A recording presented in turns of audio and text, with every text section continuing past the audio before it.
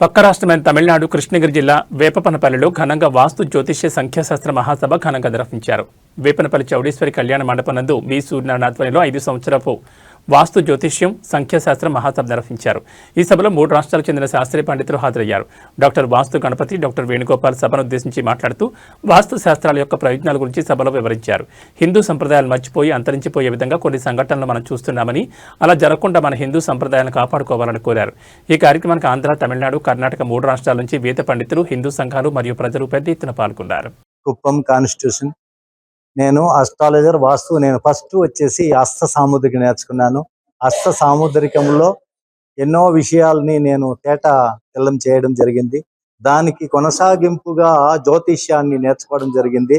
జ్యోతిష్యం తర్వాత మళ్ళీ మా గురువు గారైన గుడ్లవారపల్లి దామోదరం యొక్క ప్రోత్సాహం చేత వాస్తులో రావడం జరిగింది. ఈ 3 శాస్త్రాలు కాకుండా సంఖ్యాశాస్త్రాన్ని కూడా గమనించడం జరుగుతుంది.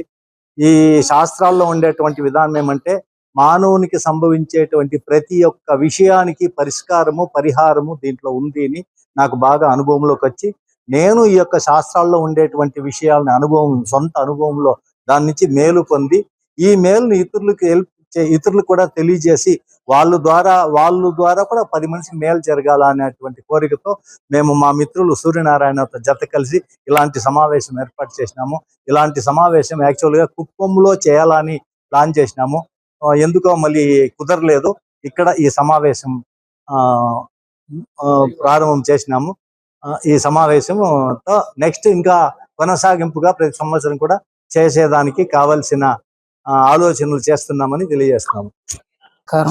నా పేరు బాబు రెడ్డి.